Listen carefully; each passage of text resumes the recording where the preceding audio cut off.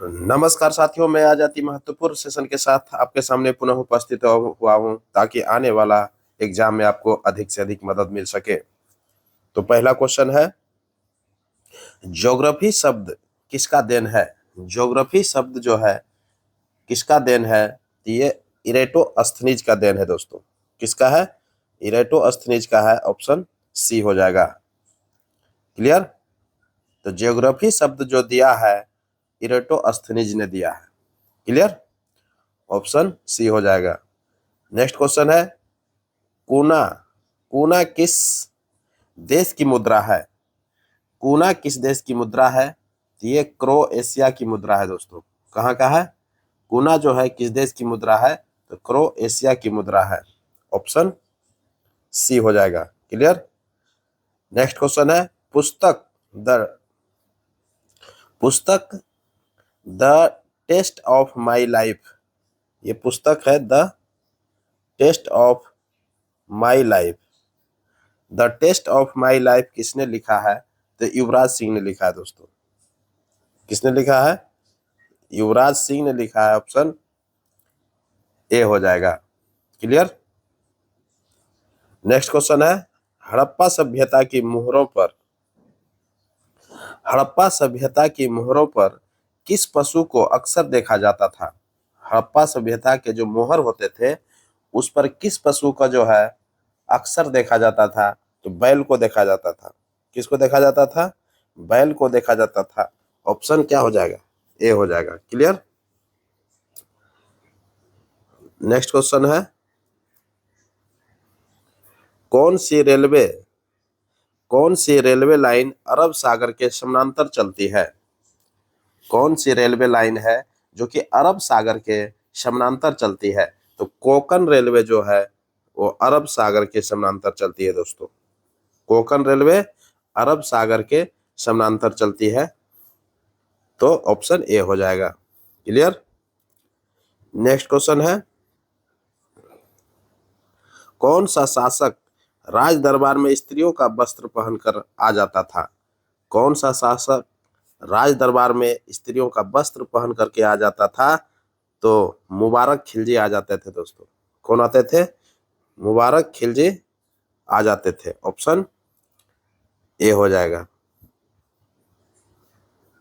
और जबकि सुंदर युवतियों के रुझान के प्रति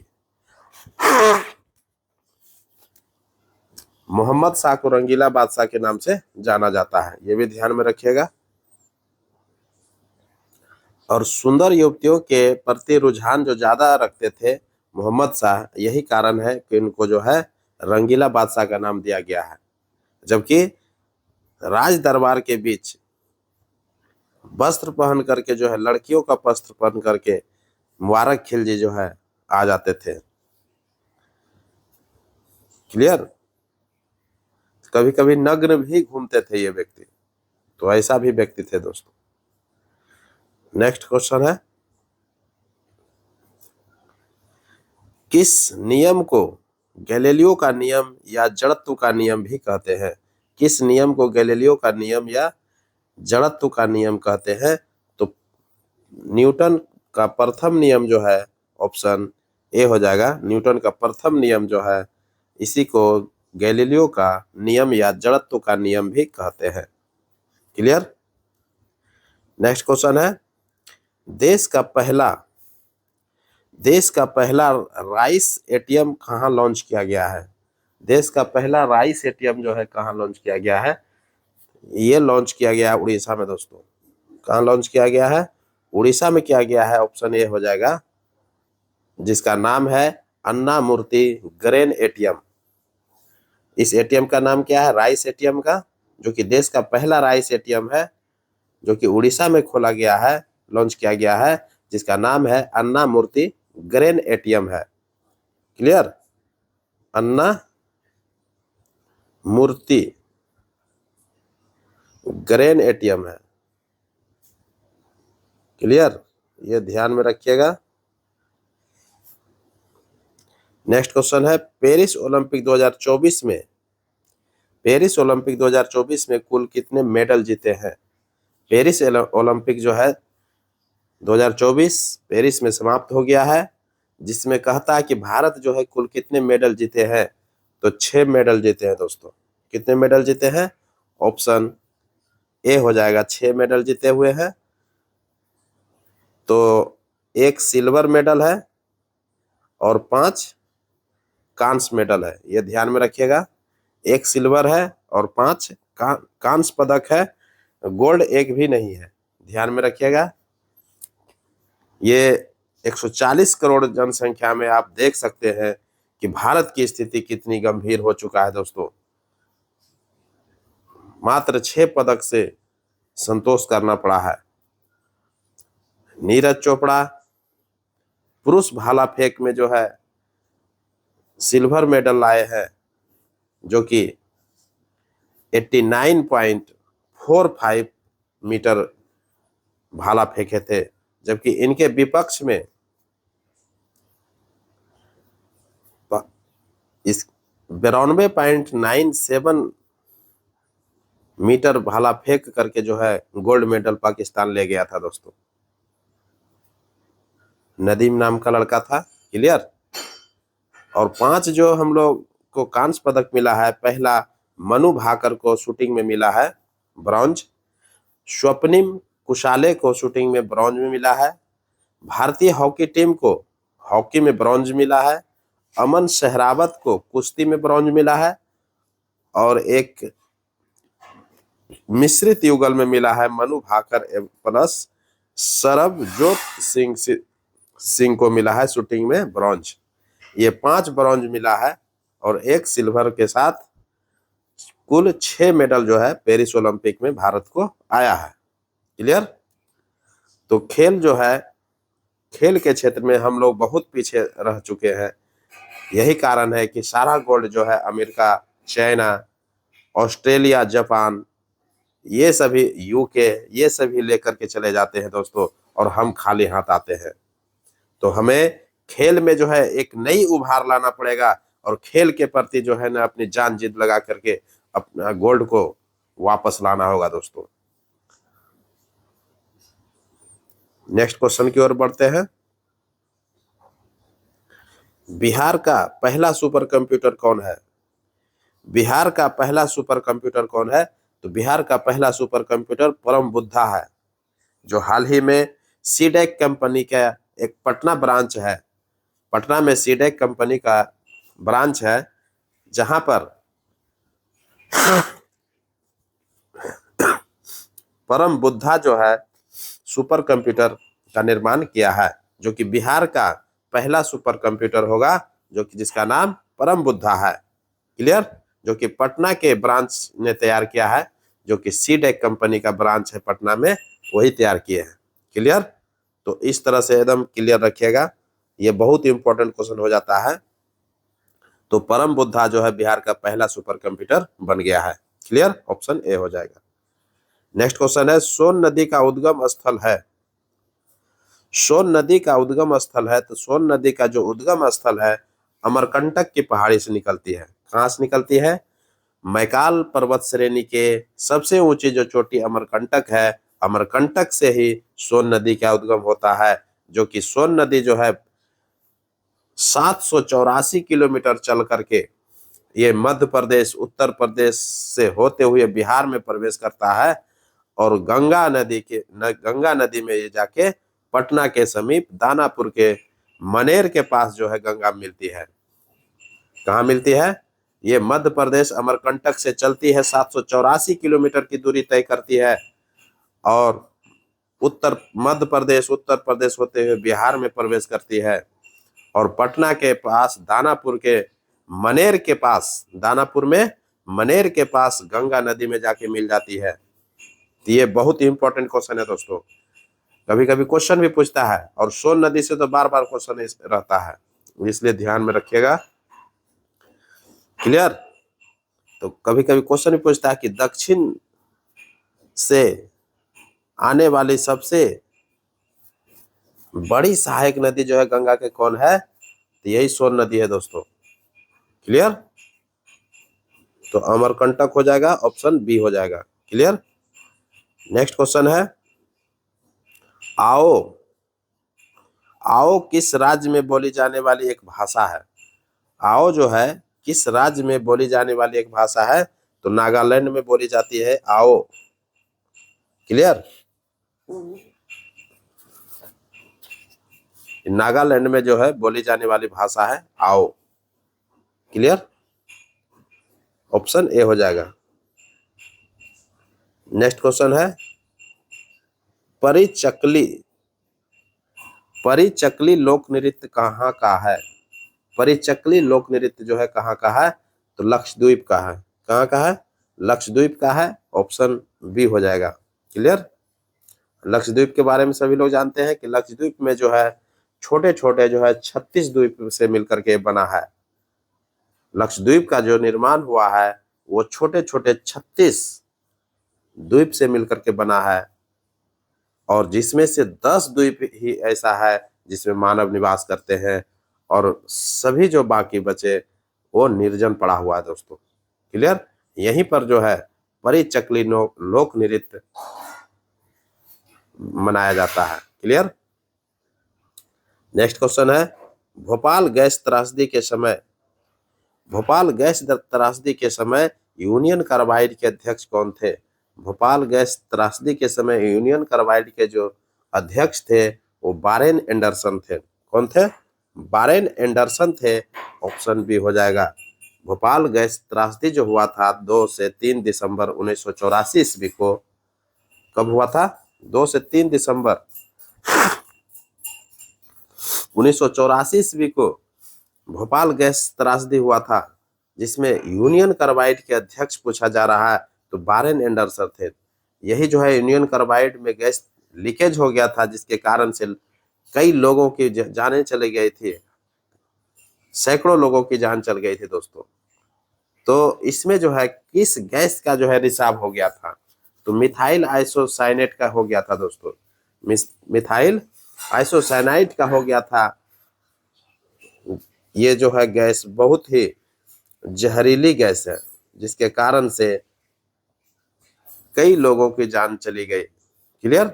तो मिथाइल आइसोसाइनाइड का रिसाव हुआ था 2 से 3 दिसंबर 1984 ईस्वी को, और उस समय जो है भोपाल गैस त्रासदी अर्थात यूनियन कार्बाइड के जो अध्यक्ष थे, यूनियन कार्बाइड कंपनी नाम है, उसका अध्यक्ष जो थे बारेन एंडरसन थे। Clear? Next question artificial intelligence का जनक कौन है?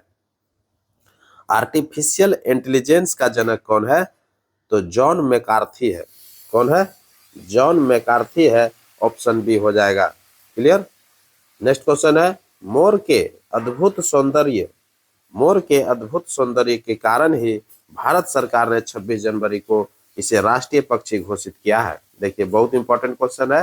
कहता है मोर के अद्भुत सौंदर्य के कारण ही भारत सरकार ने 26 जनवरी 1963 ईस्वी को इसे राष्ट्रीय पक्षी घोषित किया था दोस्तों। कब क्या था?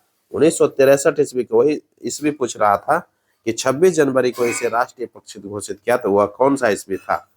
तो 1963 ईस्वी में जो है इसको राष्ट्रीय पक्षी घोषित किया है। क्लियर? ऑप्शन ए हो जाएगा। नेक्स्ट क्वेश्चन है अब वक्त आ गया है, देखिए अब कर लीजिएगा इसको, अब वक्त आ गया है कि जर्जर वृक्ष के तने पर प्रहार किया जाए, जिससे हमारी जो है सत्ता अटक से कटक तक स्थापित हो जाएगी। ये देखिए अटक से कटक तक स्थापित हो जाएगी। यहां कर लीजिएगा अटक से कटक तक, अटक से कटक तक। क्लियर? कहता है कि अब वक्त आ गया है कि जर्जर वृक्ष के तने पर प्रहार किया जाए, जिससे हमारी सत्ता, सत्ता कर लीजिएगा, जिससे हमारी सत्ता अटक से कटक तक स्थापित हो जाएगी। यह कथन किसका है? यह कथन जो है किसका था? बाजीराव प्रथम का था। मराठा सरदार बाजीराव प्रथम का ये कथन था दोस्तों।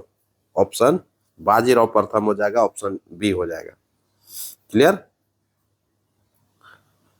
नेक्स्ट क्वेश्चन है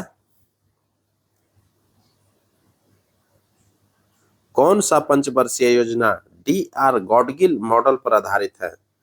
कौन सा पंचवर्षीय योजना डी.आर. गॉडगिल मॉडल पर आधारित है? तो फोर्थ पंचवर्षीय योजना जो है, ये फोर्थ पंचवर्षीय योजना डी.आर. गॉडगिल मॉडल पर आधारित है। ऑप्शन ए हो जाएगा।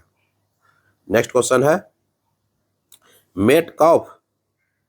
मेटकॉफ और महाराजा रंजीत सिंह के बीच अमृतसर की संधि कब हुई थी? मेटकॉफ और महाराजा रंजीत सिंह के बीच अमृतसर की संधि जो हुआ था वो 25 अप्रैल 1809 ईस्वी को हुआ था।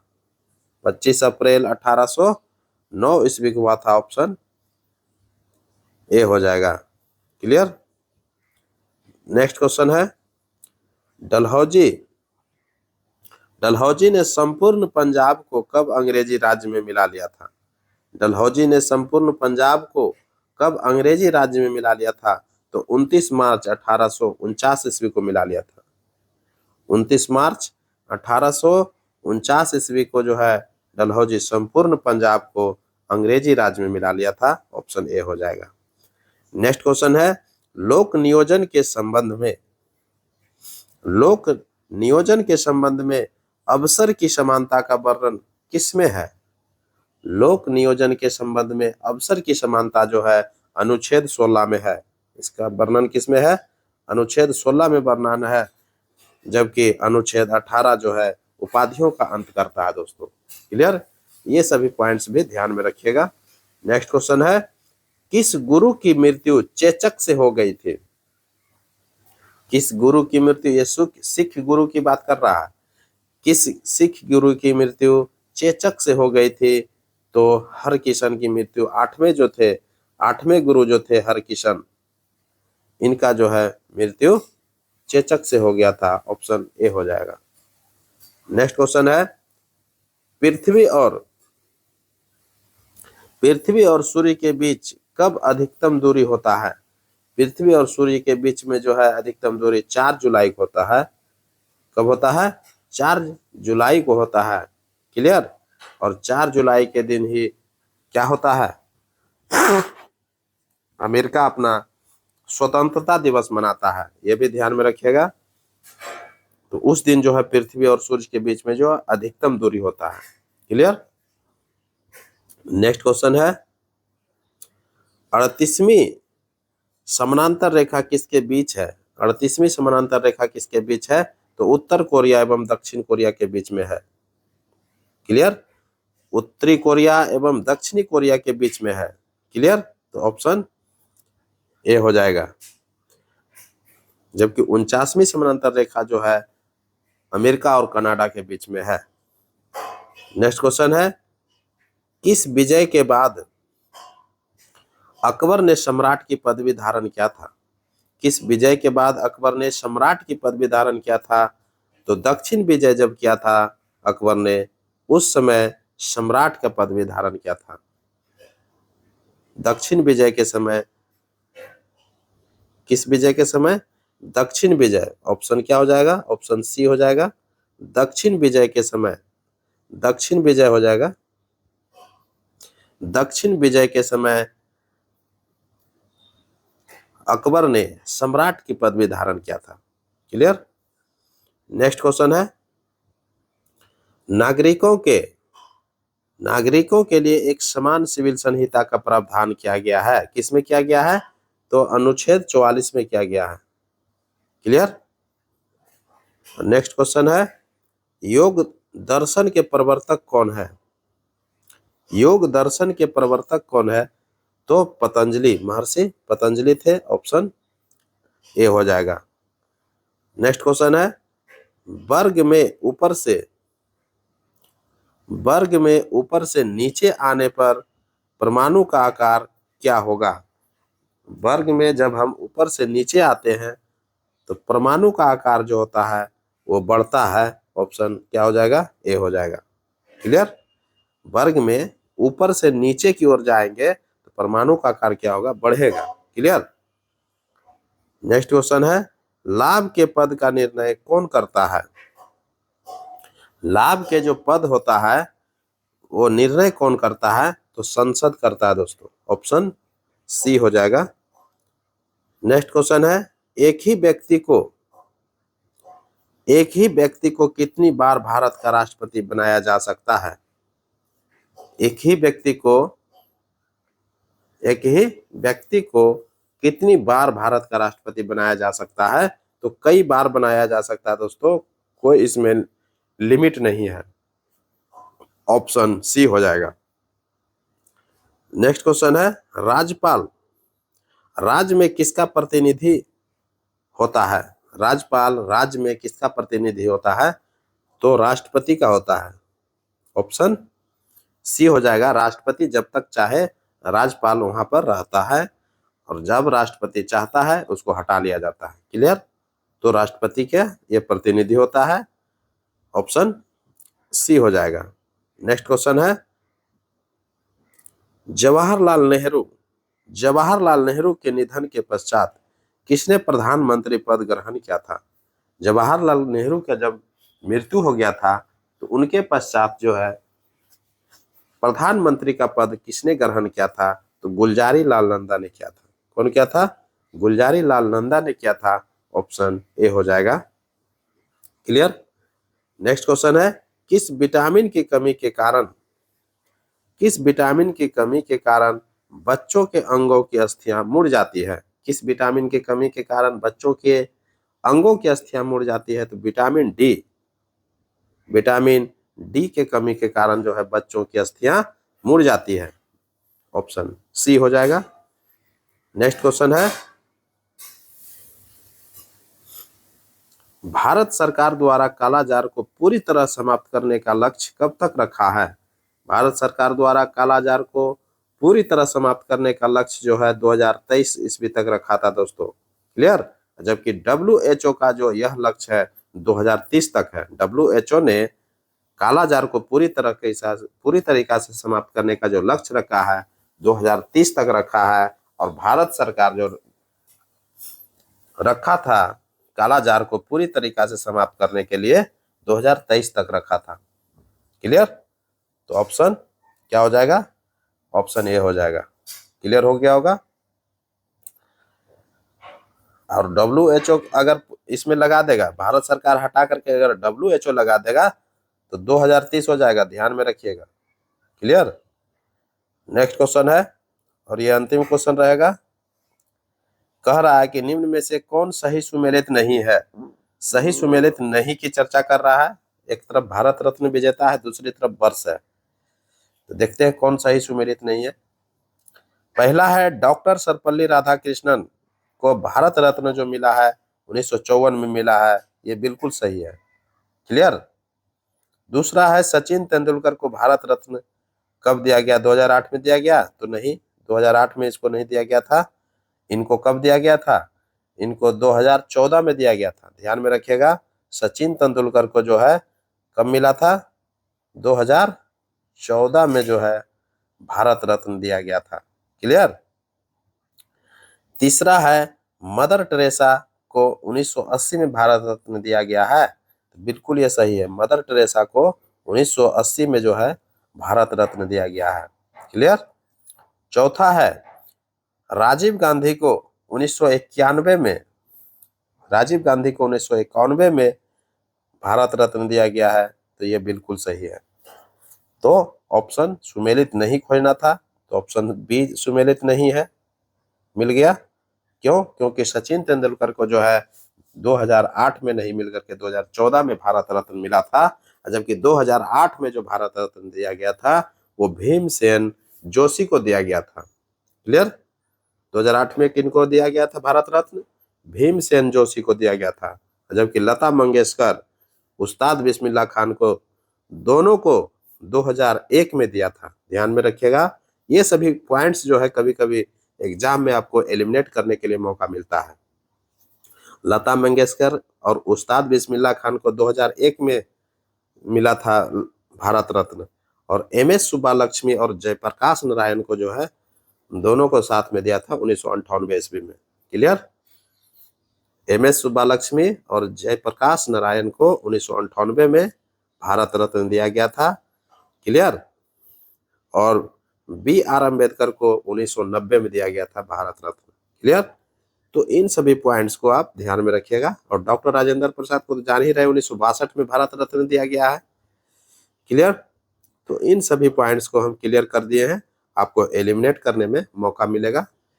तो इसी के साथ अब इजाजत दीजिए हमको। मैं पुनः एक नए वीडियो के साथ आपके सामने उपस्थित होऊंगा। तब तक के लिए पढ़िए और नेक्स्ट वीडियो का इंतजार कीजिए। नमस्कार, जय हिंद।